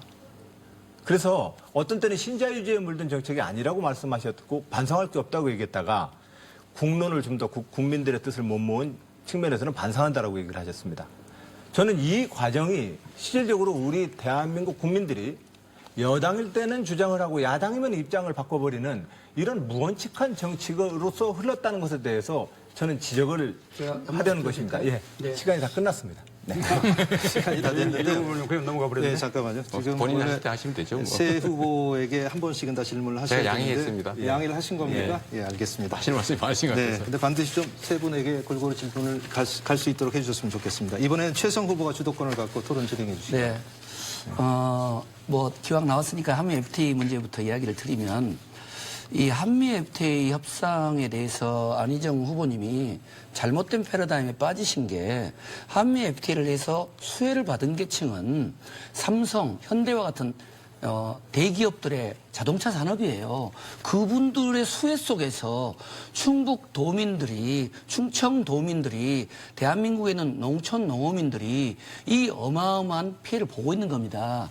자, 한미 FTA 5년차 농축산물의 무역 적자가 64억 달러고요. 농축산물 관세가 앞으로 사라지게 되게 되면 충남도가 실시한 연구 용역 보고만 하더라도 충남의 농림어업 피해가 연간 1,900억입니다. 이런 신박한 상황이 있는데 전임 이명박 정부부터 했으니까 이거 존중해야 되지 않느냐.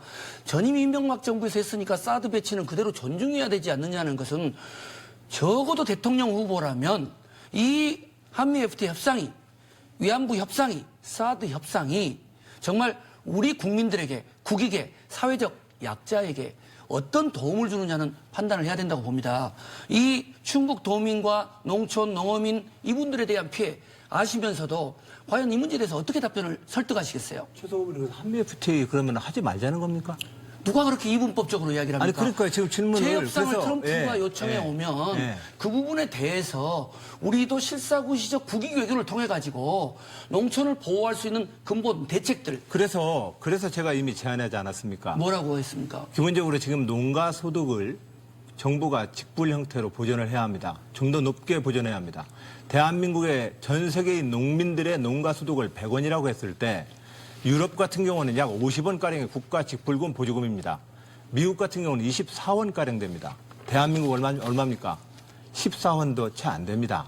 그런 점에서 저는 이미 농가 소득 보전에 대한 국가의 재정 확대를 계속해서 주장해 왔습니다. 네, 그리고 이 문제에 대해서 한미 FTA에 대한 논점과 이 농가의 소득에 대한 저의 이 농가 소득 보전을 위한 이 지원책은 국제 외교 통상의 문제와 국내의 문제이기 때문에 분리해서 봐야 합니다. 어쨌든 우리 이제 안 후보님하고 9차례 토론을 하다 보면 대단히 고집이 세신 것 같아요. 자유한국당과의 대연정 또 선한 의지 이런 프레임에 딱 갇히시면 조금 상황을 객관적으로 못 보시는 것 같아요. 아니 근데 그건 기존에 있는 정부 간 합의를 존중하는 건 저도 외교 분야에 있었기 때문에 인정하지만 그것이 위안부 협상처럼 때로는 또 사드 협상처럼 대단히 중요한 문제가 나올 때는 대한민국 국민과 국익적 관점에서 재협상 문제를 판단해야지. 최성 후보님의 제가 지금 그 말씀은 주도발언이니까 조금 이따 하시고 우리 이재명 후보님께 질문 좀 드리겠습니다. 아니, 그렇게 말씀하시고 답을 안 드시면 어떡합니까? 조금 이따 제가 주도니까 좀 또 우리 본인 발언권 쓰실 때 하시고 아까 이재명 후보님께 제가 이제 이 성희롱 문제, 성폭행 문제, 성범죄 문제는 정말 대한민국의 심각한 문제입니다. 그래서 이것을 예방교육 대책을 이야기를 하셨는데 답변이 뭐 경찰 인력, 시민 뭐 순찰대 이것은 이제 어떤 사법적 측면인데 이러한 거 외에 예방 교육이라든가 실질적인 성범죄에 대한 대책 이런 부분들은 성남시에서도 많이 하셨을 텐데 그에 대한 어떤 대통령 후보로서의 공약은 없습니까? 뭐 기본적으로 이제 혐오 범죄를 막기 위한 문화를 바꾸는 뭐 교육 사업이라든지 뭐 이런 것도 중요하죠. 지금 각 분야에서 이루어지지 않습니까? 특히 이제 성평등 의식을 좀 심는 거. 양성평등이 아니라 상대를 약자에 대한 우리 사회가 이제 갑질 문화가 정말 광범위한 사회이기 때문에 그런 문화들을 고쳐나가기 위한 노력들이 실질적으로 많이 필요하긴 합니다. 그런데 그건 상당한 많은 시간이 필요하죠. 투자도 많이 필요하고. 그러나 직접 예를 들면 지금 말씀하신 범죄 행위이기 때문에 예를 들면 성범죄 그중에서도 뭐 강력범죄야 당연히 경찰력 강화를 통해서 치안 강화를 통해서 해결하는 게 맞고 두 번째로 예를 들면 뭐 직장 내 성희롱 문제라든지 이런 문화에 좀 가까운 측면들의 문제들은 철저한 관리 감독, 노무 관리, 또 뭐 예를 들면 교육 뭐 이런 것들을 통해서 개선할 수밖에 없죠. 지금 뭐 우리 자치단체장 해보지만 공직 내에서도 성희롱 문제가 많이 발생하고 있고 또 미성년자에 대한 성폭행 또 어떤 이 중범 이 문제가 우리 자라나는 청소년 그리고 또 우리 여성들에게 있어서는 너무너무 중요하기 때문에 저희 고양시 같은 경우는 적어도 성남시에서도 마찬가지인 것 같은데 성범죄와 관련해서는 완전히 원 스트라이크 아웃제를 실시를 하고 있습니다. 이 문제는 앞으로 대단히 국가적인 이런 공약으로 중요하다는데 그 부분에 대해서는 뭐 동의를 하시겠죠? 당연히 하죠. 지금까지 이제 단순한 관행으로 얘기해 왔던 것들이 이제 인권의식의 향상으로 여성들 같은 경우는 수치심을 느끼거나 실질적인 피해로 인정되는 경우가 많기 때문에 사실 의식이 바뀌어야 됩니다. 이게 문화가 바뀌고 있는데 오래된 그야말로 직장 생활하던 분들은 적응이 안 되고 있는 거죠. 그런 건 결국은 뭐 그런 격차와 지체를 문화적 교육이라든지 상담이라든지 이런 뭐 그런 걸 통해 해결할 수밖에 없습니다.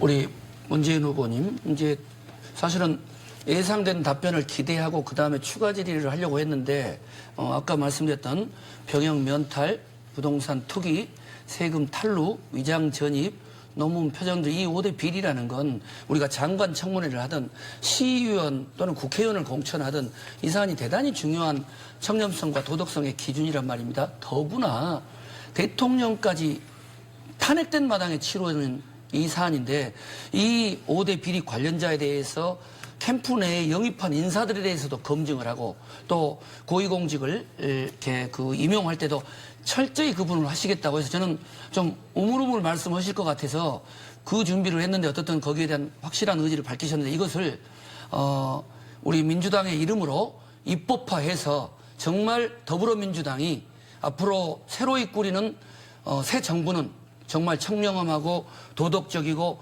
정경주사보다 자유로울 수 있는 그런 어떻든 혁신적 정부라는 걸 보이실 의지가 있는지 시간이 뭐 제한돼 있으니까 답변해 주시기 바랍니다.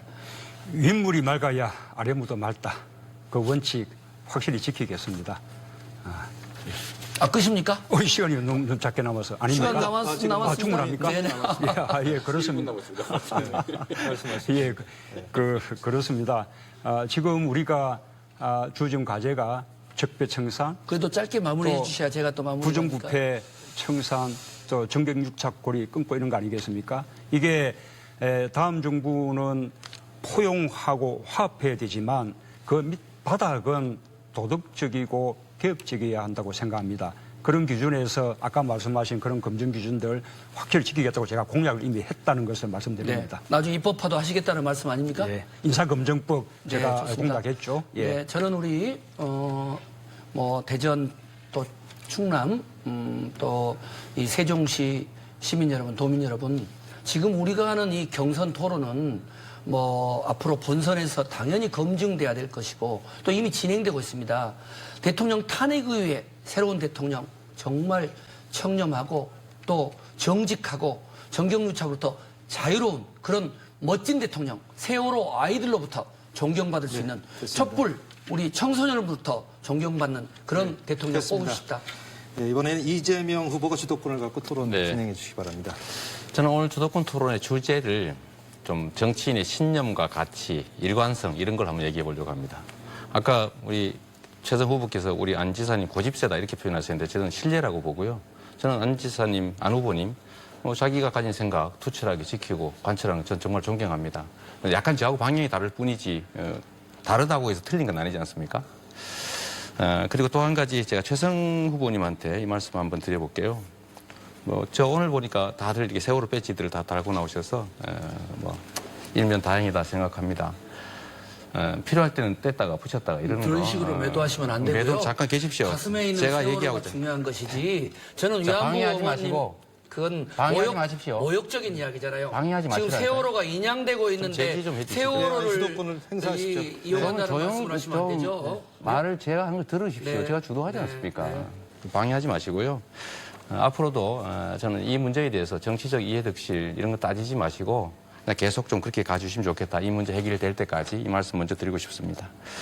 근데 말씀은 좀 사과하셔야 되지 않겠어요? 그냥 말씀하십시오. 세월호 네. 배지를 통해서 차고 안 차고를 세월호를 이용했다고 이용했다 하지 말씀하셨습니까? 않았습니다. 일관성을 얘기한 겁니다. 일관성. 아니 그러면 저는 그 이전에는 위안부 피해자 어머님들 배지를 찬 건 내가 갖는 나름대로 사회적인 약자에 대한 지도권을 배려인데 지금 답변하고 그것을 네, 답변하시는 그것을 지도권. 이렇게 공개적인 자리에서 배지 한두 번 안 찼다고 해가지고 세월호를 그때그때 시비에 편승한다고 자, 말씀하시는 건 일관성 그건 있으면- 동료 후보에 대한 예의가 아니죠? 일관성 있으면 좋겠다 그 말씀드렸고요. 이제 질문은 뭐 다 됐으니까 답하셨고요. 저 문재인 후보님한테로 제가 또 넘겨서 이 말씀 한번 드려보겠습니다. 전에 저보고 이 말꼬리 잡는다 이런 표현을 하셔서 그것도 일종의 네거티브거든요. 전 정책에 대해서 질문을 계속한 것이지 좀 이해가 안 되니까 또 그런 말씀 한번 드리고 싶고요. 네거티브라고 하는 게 네거티브다 이 말씀 하나 드리고 싶은데 제가 이 말씀 왜 드리냐면 사실 우리 문재인 후보님께서는 호위무사라고 평가받으신 최성 후보에 대해서 문제를 삼으셨어야지 안희정 후보에 대해서 네거티브 문제를 삼으시면 안 됐다고 생각합니다. 저는. 어떻게 생각하십니까? 저는 네거티브는 우리 이재명 후보님이 토론장에서는 제일 심하게 하신 것 같고. 호위무사라는 게 어떤 그런데 표현이죠? 오히려 화는 또 우리 안희정 그런 후보님이 많이 평가가 하신 것 있다고요. 같아요. 인터넷에 많이 나오잖아요. 인터넷에 나온 것들을 그렇게 무책임하게 네거티브 공세를 합니까? 네. 어쨌든- 항상 언론에 나오면 자, 검증과 제가 정확한 팩트를 이야기하시라는 분이 주도하는 거니까 좀 네? 기다려 보십시오. 근거를 어쨌든, 대보세요. 어쨌든 저는 동료에 대한 애정 어린 충고 좋습니다만은 네거티브라고 하는 건 실제 제가 보기에는 제일 많이 하신 것 같아요. 근데 두 분이 사이가 좋아서 그러신지 몰라도 지적은 최정 후보한테 하는 게 맞았다는 게 제 의견입니다. 그냥 말씀드리는 거예요. 뭐 의견 말씀할 수 있지 않습니까? 그런 방식의 자, 대화가 그 다음에 제가 선거 전략에 마저 도움이 진행하겠습니다. 된다고 생각하십니까? 우리 문재인 후보님 준비된 대통령이시죠. 또 검증도 다 되셨고 또 일자리 대통령 말씀 많이 하시니까 저는 이게 핵심적인 가치라고 봐서 여기 대해서 계속 질문하지 않을 수가 없습니다. 일자리 먼저 말씀드리면요. 81만 개, 이제 어제도 말씀드렸으니까 검토해 보셨을 것 같아요. 81만 개 중에 17만 개는 새로 생기는 게 맞습니다. 그래서 2조 4천억이 든다는 것이고 나머지 64만 개는 기존에 있던 뭐 위탁된 것들을 좀 질을 개선하는 거다라고 하니까 이미 있는 일자리를 질을 개선하는 거니까 신규 일자리는 아니지 않습니까? 그 정책을 발표한 사람이 전대 왜 제 말을 듣지 않고 그럼 어디서 봤습니까? 설명해 자, 보십시오. 보십시오. 네, 그럼. 아까 17만 개는 우리 이제 공무원 일자리니까 네, 그건 그렇습니다. 당연하고요. 우리 이제 공공부문 일자리도 우리들의 다 공통 공약이잖아요. 네. 공공의료 확대하겠다, 공공어린이집 또 공공유치원 확대하겠다. 네. 뭐 다 이렇게 우리 공공을 다 이렇게 확대하겠다라고 하고 있고 아니, 하다못해 그 좋은데요. 치매 전문 아니 그게 병원을 새로 설립하겠다. 생기는 일자리냐 아니, 그래. 아니면 아니, 그래. 있는 일자리의 질을 바꾸는 거냐? 아니 그걸 만들면 새로운 일자리가 생기지 그것이 어떻게 바꾸는 일자리가 되겠습니까? 이미 일하고 없는 걸 있는 만드는 건데 이미 일하고 있는 사람이 있습니다. 그것은 예를 들면 네, 알겠습니다. 민간 어린이집을 인수한다거나 할 경우에 전환될 수 있겠죠. 그러나 그러면 그 경우에도 신규의 일자리면 나쁜 예산은 일자리를 어디서 좋은 나옵니까? 일자리고 그 부분을 어떻게 계산하겠습니까? 아니. 제가 계산하지 못하는 것이 어떻게 이재명 아니, 후보는 그래서 묻는 겁니다. 계산해가지고 64만 나머지 64만 개가 다 바꾸는 거다 이렇게 어떻게 말씀하세요? 아니 64만 개 일자리 만드는데 예산 얼마 듭니까? 64만 개는 공공부문 일자리이기 아니, 얼마 때문에 듭니까? 아니요. 정부가 추가로 예산 투입할 일은 없죠. 부족한 예산이 부분을 지원하게 되는 것이죠. 얼마 지원합니까? 알 수 없죠. 그냥 재원 계획이 없다는 뜻입니다. 재원 대책은 공무원에서 재원 대책이 필요한 것이죠. 공공 일자리를 만들면 공공 일자리를 돈이 하나도 안 들고 64만 개를 만든다면 그건 신이 하는 일입니다. 저 우리 성남시에서도 저 뭡니까 우리 그 조직하고 인원 국가가 통제하는 네, 것만 좋습니다. 풀어주면 공공 일자리 많이 만들 수 있는 거 아닙니까? 예산이 듭니다. 늘 아쉽죠. 예산이 듭니다. 아니, 그렇게 필요한 경우에 보조하게 되는 자, 것이죠. 두 번째로 말씀드리겠습니다. 그게 재원 얘기를 드리는 거고요. 아동수당도 아까 보니까 발표를 후보는 안 했는데 자꾸 나갔다 이렇게 말씀하시는데 그 자체가 심각한 문제입니다. 무슨 말씀이냐면 캠프, 참모라고 하는 사람들이 하는 얘기는 본인이 하는 얘기입니다. 책임을 져야 합니다. 우리 정책 참모가 우리 정책 담당이 발표를 하면 그건 제가 발표한 것이죠. 이재명 후보님. 네. 보도 자료까지 냈어요. 한번 보십시오. 저 이재명 후보님 아니. 캠프에서 전달했으니까 보도 자료를 이건 뭡니까? 언론이 그냥 추측해서 보도한 것이죠. 추측 아닙니다. 그 캠프에 있는 분이 발표했다니까요. 캠프 국민성장연구소에 속해 있는 분이 토론회에서 말씀하신 것이죠. 그게- 그것은 개인견이 아닙니까? 그 문재인 후보님의 입장을 얘기한 겁니다. 그 사람이 왜 개인 얘기를 합니까? 제 입장은 저한테 물으세요. 제가 아니라고 하는데 자꾸 부득부득 그렇게 하시면 어떡해요? 국민들은 아동수당 첫째 10만 원, 둘째 20만 원, 셋째 30만 원 준다고 알고 있습니다. 그렇게 발표한 적이 없다고 말씀드리는데도 자꾸 그게 부득부득 문제라는 겁니다. 하하. 캠프가 그건- 하는 얘기 다르고 후보가 하는 얘기 다르고 필요하면 바뀌고 국민성장연구소에 넘어가겠습니다. 계시는 김연명 교수님이 토론회 때 말씀하신 거예요. 아니 후보님을 대신해서 한 얘기 아닙니까? 아닙니다. 그럼 개인 얘기를 거기서 왜 그럼요. 합니까? 김연명 개인 네, 교수죠. 알겠습니다. 그럼 국민들이 판단하시겠죠. 또 한 가지 이런 거 있는데요. 후보님 정책을 발표를 했는데 지금 광주, 전남북 유권자들은 후보님의 정책도 모르고 찍고 말았습니다. 이게 준비된 겁니까? 정책은 제일 많이 발표하지 않았나요? 아니 이건 준비되지 않았다면서요. 아동은 지금 설계 중이라면서요. 하하하. 지금 우리가 본선도 남겨두고 있는데 지금 우리 경선 단계에서 모든 정책이 다 총정리 발표가 됩니까? 아동 노인 제가 부분 이재명 후보님보다는 훨씬 많은 정책을 발표했을걸요? 정치하지 많은 못한 분야에 거죠. 예를 지방 들면 정책까지. 아니 그런 좋은데 재원이나 실현 가능성이 확실치 않다는 말씀을 드리는 거예요. 결국은 우리의 민주당 경선 참가인들은 문 후보님의 아동 노인 정책을 모르고 결국 찍고 말았다. 그러니까 지금까지 왜 준비를 안 하셨냐 이 말씀 드리는 거예요. 마지막으로 제가 우리 안 지사님한테 마지막 드려야 되니까 죄송합니다. 감사합니다. 일단은 기본소득 얘기로 돌아가서요. 질문만 하겠습니다. 농가에 농업보조를 하는 필요 인정하시죠? 기본소득으로 해주면 되는데 왜 굳이 아까처럼 우회적인 이상한 방법을 동원하십니까? 그냥 기본소득으로 농가에 325만 원씩 지급하겠다는 이재명의 정책 동의하고 받아주시면 딱 좋은데. 예, 기본소득제는 43조 원을 쓰게 되면 정말로 그 제도는 다른 복지제도에 대한 정비 없이 그 제도를 우선 쓰기는 좀 어렵다는 게 제 저는 생각입니다. 가능합니다. 예, 네. 그래서 기존의 복지제도에 대한 정비와 함께 기본소득제는 검토돼야 된다 저는 그렇게 생각합니다. 할 수 있습니다. 그 정도를 할 수 있어야 국가 네, 지도자가 시간이 되겠죠. 됐습니다. 이번에는 문재인 후보가 주도권을 갖고 토론 진행해 주시죠. 아까 이제 탈원전 부분에 대해서 원전 지지자도 있더라. 이렇게 말씀하셨는데 그럴 수 있겠죠. 네. 예, 그럴 아니, 수 있겠죠. 그냥 그런 게 그러나 아니라 에너지 팀장입니다. 에너지 예, 팀장. 뭐 훨씬 많은 분들은 또 탈원전을 주장하시는 분들이 계시고 그분들에 의해서 제가 제 탈원전 정책이 만들어지고 있는 것이죠. 네.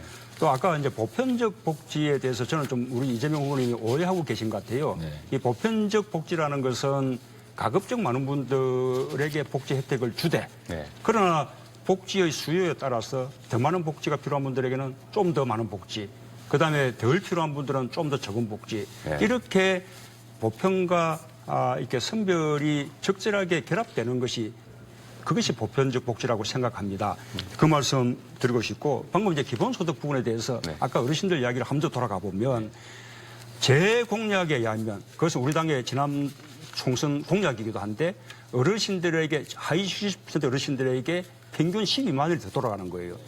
이재명 우리 후보님의 기본소득 보장은 설령 재원 조달이 가능하다 해도 하위 70% 어르신들에게는 월 8만 원밖에 돌아가지 않고 그 대신에 별로 아쉽지 않은 분들에게 또 8만 원을 드리게 되는 셈이죠. 어느 것이 더 효과적이겠습니까? 제가 이 하나 물어보겠습니다. 70%까지 해당되는 어르신은 보조를 받을 필요가 있고 71%는 왜 안 됩니까? 그 경계가 뭡니까? 구덕이 국가 재원이 한계가 있으니 1%는 구덕의 안 선을 됩니까? 걷는 것이죠. 그래서 공평하게 하면 더 낫다는 거 아닙니까? 왜냐하면 70%라고 하는 것도 정치적 판단이고 예산에 대한 철학이 반영된 거 아닙니까? 왜 그런 뜻이다. 보편복지는 안 되고 제가 이 말씀 한번 더 드리겠습니다. 실현 가능성이 없다. 재원 조달에 문제가 있다. 자꾸 말씀하시는데 제가 재원 조달 아니 재원 조달이 된다 해도 효율적이지 않다는 말씀을 드린 것이죠. 예. 그게 바로 보편복지와 선별복지에 관한 민주당과 새누리당의 끊임없는 논쟁이었는데 결국은 그것도 기득권자들의 논리에 가까이 가셨다. 알겠습니다. 예, 그 정도 하고요.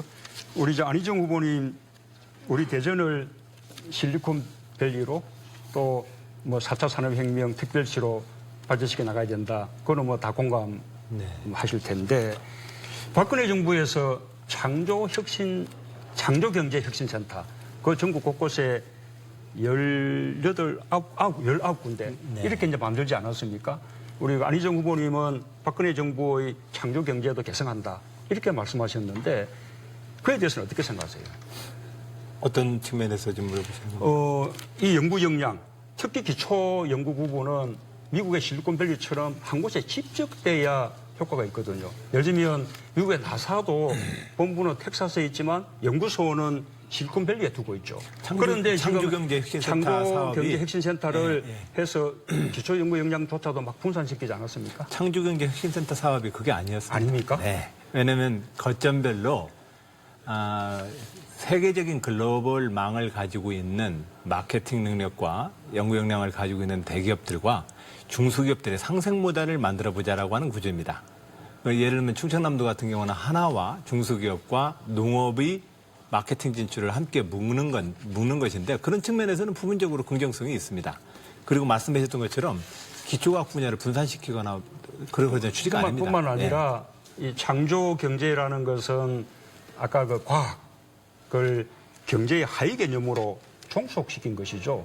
그래서 과학의 R&D 자금도 기재부에서 지금 문제적인 배분을 하고 그래서 이 특히 기초연구에 대한 R&D는 과학기술인들이 주도해서 배분하고 또 연구도 과학기술인들이 주도하는 연구가 돼야 되는데 그렇습니다. 지금은 기재부의 요구에 의해서 단기 실적 과제에 급급하잖아요. 그것이 창조 경제 형태로 나타나고 있는 거 아닙니까? 그래서 그것이 제가 올바른 방향이겠습니까? 그래서 창조경제혁신센터의 사업은 그게 아니라는 말씀을 좀 드립니다. 그건 현장에서 제가 도지사를 하고 있으니 제 말을 그냥 믿으시면 됩니다. 그 사업 내용 그런 거 아닙니다.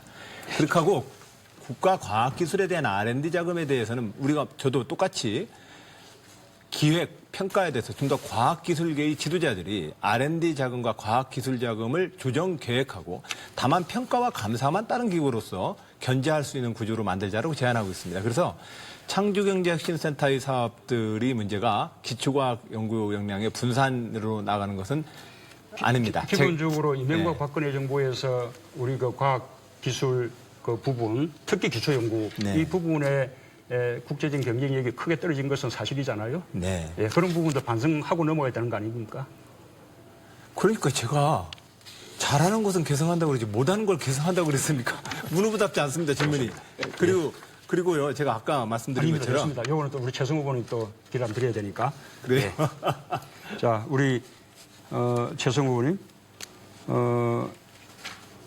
이 재대전 공약 속에 어린이 재활병원 공공으로 설립하겠다는 그 공약이 들어있습니다. 지금 어린이 재활병원이 일본에 한 200군데 되는데 우리나라는 서울에 딱 한 곳밖에 없어요. 그래서 한꺼번에 그렇게는 안 되더라도 적어도 한 몇몇 그쯤에는 어린이 재활병원이 설립돼야겠다. 그것이 또 공공이 역할을 해야겠다. 이렇게 생각하는데 뭐 대체로 네. 동의하시겠죠? 네. 아니, 뭐 답변 좀 드릴까요? 네. 지난번에 어르신 치매병원 이야기할 때도 동일한 말씀을 드렸는데요.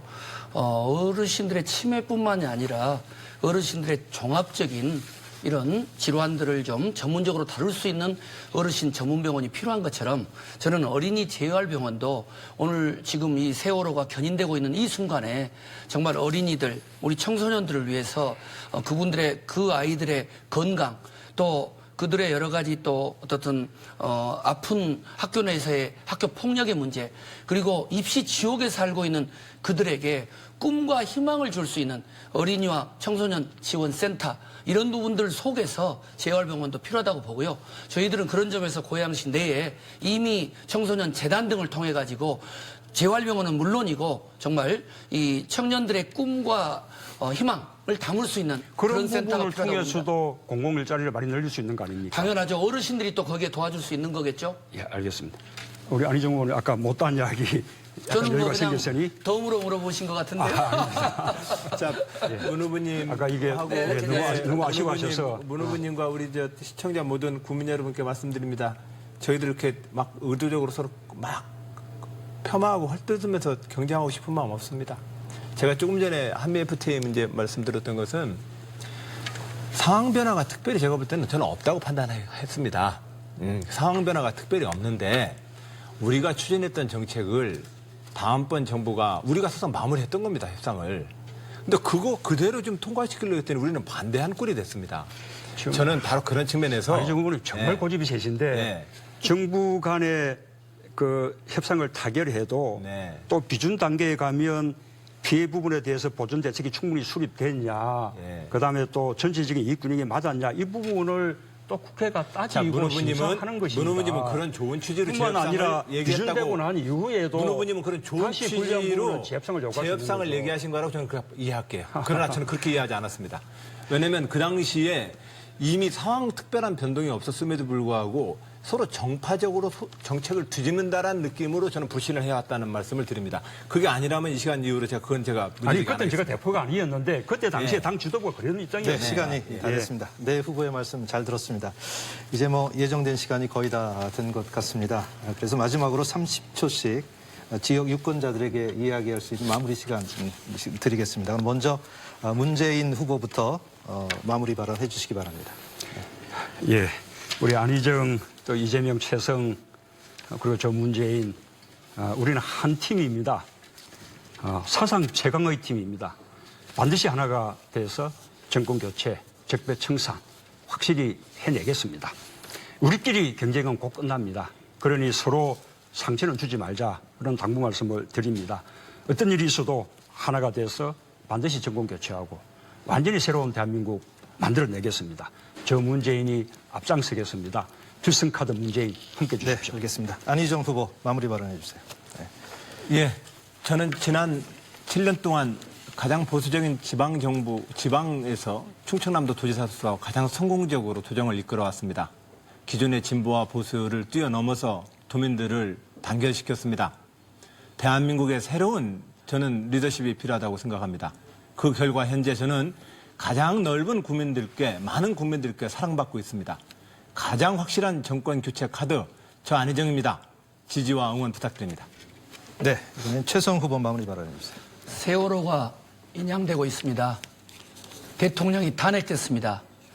세월호 참사로 저 세상으로 떠난 우리 아이들에게 부끄럽지 않는 청렴한 대통령, 정직한 대통령, 그리고 정말 공정한 대한민국을 만들 수 있는 그런 대통령 뽑아주십시오. 이명박, 박근혜 대통령은 지지율 높지 않았습니까? 진정으로 청렴하고 위기에 대한민국을 이끌 수 있는 그런 대통령 꼭 선택해 주셔야 대한민국의 미래가 있고 우리 아이들에게 부끄럽지 않습니다. 마지막으로 이재명 후보 마무리 발언해 주세요. 네, 우리 문재인 후보께서 말씀하시는 것처럼 우리는 한 팀 맞습니다. 이 중에 누가 후보가 되든 나머지 사람들은 최선을 다해서 도울 겁니다. 그래서 이 중에 가장 실력 있는 사람을 뽑아야 합니다. 그냥 말이 아니라 진짜 실적으로 증명된 능력 있는 사람. 세력이 없는 건 문제가 아닙니다. 세력은 곧 우리 전체 민주당이 곧 세력이기 때문에 그 세력을 대표할 세력이 많은 사람이 아니라 능력 있는 사람을 뽑아주십시오. 저는 실천해 왔습니다. 말하면 지켰습니다. 말 바꾸지 않습니다. 행동으로 신정과 원칙을 지켜왔습니다. 됐습니다. 개혁 대통령 되겠습니다. 네. 오늘 네 분의 후보 오늘 토론 감사합니다. 시청자 여러분 오늘 토론 어떻게 보셨습니까? 이번 대선을 통해서 더 나은 대한민국이 되길 기대하는 건 누구나 다 마찬가지일 겁니다. 그래서 유권자 여러분들의 관심과 참여가 어느 때보다도 중요합니다. 2017 대선 더불어민주당 후보자 경선 토론 여기서 마치겠습니다. 시청해주신 여러분 고맙습니다. 안녕히 계십시오.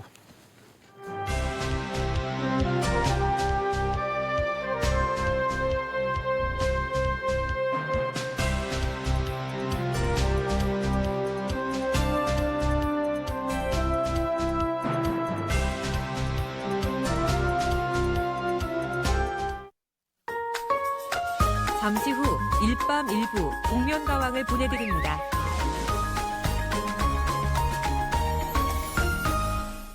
의연차 줄로 하나 되는 세상 유네스코 인류 무형 문화유산 2017 기지시 줄다리기 민속축제가 4월 6일에서 9일 당진시 송화구 기지시 줄다리기 박물관 및 기지실이 일원에서 펼쳐집니다. 다채로운 민속 행사와 관광객을 위한 다양한 체험, 전시 행사가 함께하는 기지시 줄다리기 민속축제로 여러분을 초대합니다.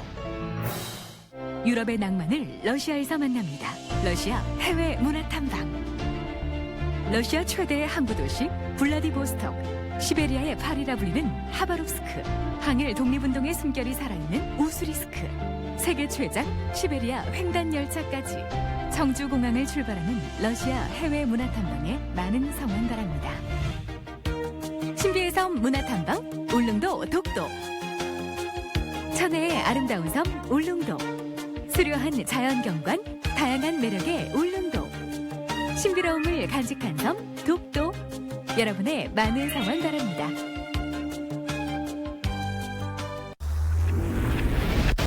마술, 그 단 하나의 명작. 어린이날 특별 공연 이은결 대전 콘서트.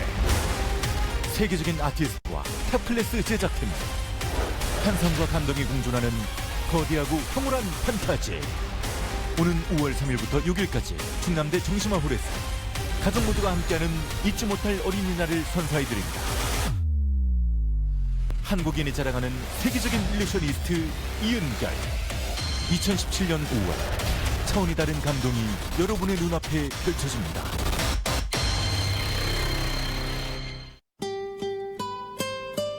특집 대전 MBC 여성명산 문화기행. 유채꽃이 만발한 청산도와 해남 땅끝마을, 명량해전 격전지 울돌목을 1박 2일 일정으로 떠납니다. 참가 신청은 대전 MBC 홈페이지와 천안 신세계백화점 충청점에서 받습니다. 조선 온돌침대, 보옥당, 성스튜디오, 광천김 무역상사, 떡미당 대전점, 김순기 왕과떡, 예물 전문점 퀄트에서 푸짐한 상품을 드립니다. 이 행사는 대일의류 도매백화점, 송촌조명, 이미지 안경 콘택트, 안경 매니저, SK 브로드밴드와 함께